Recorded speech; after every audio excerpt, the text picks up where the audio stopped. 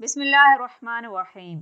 حضرت حذیفہ بن یمان اور حضرت ربیع بن عامر رضی اللہ تعالیٰ عنہ جب کسریٰ سے مذاکرات کے لیے اس کے محل میں داخل ہونے لگے تو اس وقت دونوں اپنا وہی سیدھا سادہ لباس پہنے ہوئے تھے۔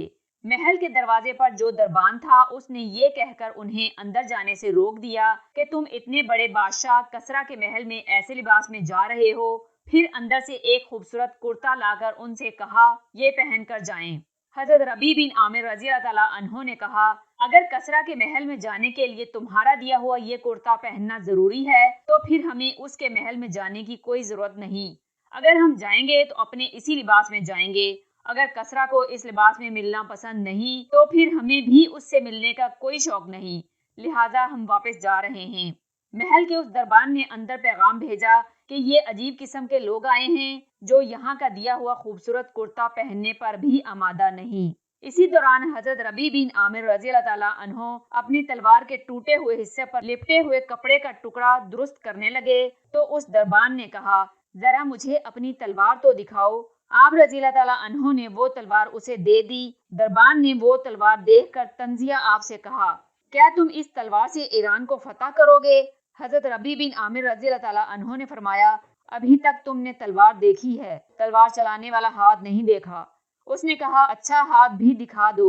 آپ رضی اللہ تعالیٰ عنہ نے فرمایا اگر ہاتھ دیکھنا چاہتے ہو تو ایسا کرو کہ تمہارے پاس تلوار کا وار روکنے والی جو سب سے مضبوط ڈھال ہو وہ منگوا لو اور پھر میرا ہاتھ دیکھو۔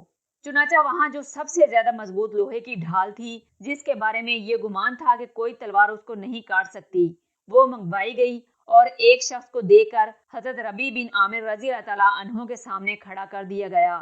پھر حضرت ربیع بن عامر رضی اللہ تعالیٰ عنہ نے اسی ٹوٹی ہوئی تلوار سے جو وار کیا تو ڈھال کے 2 ٹکڑے ہو گئے۔ سب لوگ یہ نظارہ دیکھ کر حیران رہ گئے کہ خدا جانے یہ کیسی مخلوق آ گئی ہے۔ دربان نے دوبارہ اندر یہ اطلاع بھیجی کہ ایسی مخلوق آئی ہے جس نے اپنی ٹوٹی ہوئی تلوار سے ڈھال کے 2 ٹکڑے کر دیے ہیں۔ اب انہیں جلدی سے اندر بلا لیا گیا۔ کسریٰ کے دربار کا دستور یہ تھا کہ وہ خود تو کرسی پر بیٹھا رہتا تھا جبکہ سارے درباری سامنے کھڑے رہتے تھے۔ حضرت ربیع بن عامر رضی اللہ تعالیٰ عنہ نے کسریٰ سے کہا ہم حضور اکرم صلی اللہ علیہ وسلم کی تعلیمات پر عمل کرنے والے ہیں اور حضور اکرم صلی اللہ علیہ وسلم نے ہمیں اس بات سے منع کیا ہے کہ کوئی شخص خود تو بیٹھا رہے اور باقی آدمی اس کے سامنے کھڑے رہیں، لہٰذا ہم اس طرح سے بات چیت کرنے کو تیار نہیں، یا تو ہمارے لیے بھی کرسیاں منگوائی جائیں یا کسریٰ بھی ہمارے سامنے کھڑا ہو۔ کسریٰ کو غصہ آ گیا۔ اس نے خیال کیا کہ یہ لوگ ہماری توہین کر رہے ہیں، فوراً حکم دیا کہ ایک مٹی کا ٹوکرا بھر کر ان کے سر پر رکھ دو، میں ان سے بات نہیں کرتا۔ چنانچہ ایک مٹی کا ٹوکرا ان کے سر پر رکھ دیا گیا۔ حضرت ربیع بن عامر رضی اللہ تعالیٰ عنہ وہ ٹوکرا سر پر رکھ کر جب دربار سے نکلنے لگے تو کہا اے کسریٰ یہ بات یاد رکھنا کہ ایران کی مٹی تو نے ہمیں دے دی۔ یہ کہہ کر روانہ ہو گئے۔ ایرانی لوگ بڑے ڈرپوک تھے، چھوٹی چھوٹی باتوں پر وہم کرنا ان کی عادت تھی۔ انہوں نے یہ سوچا کہ انہوں نے جو کہا ہے ایران کی مٹی ہمیں دے دی یہ شاید کسی آفت کے آنے کی خبر ہے۔ اب کسریٰ نے فوراً ایک آدمی پیچھے دوڑایا تاکہ مٹی کا وہ ٹوکرا واپس لے آئیں، مگر حضرت ربیع بن عامر رضی اللہ تعالیٰ عنہ کہاں ہاتھ آنے والے تھے۔ اس طرح وہ ٹوکرا لے جانے میں کامیاب ہو گئے۔ اللہ تعالیٰ نے لکھ دیا تھا کہ ایران کی سرزمین انہی ٹوٹی ہوئی تلوار والوں کے ہاتھ میں آئے گی۔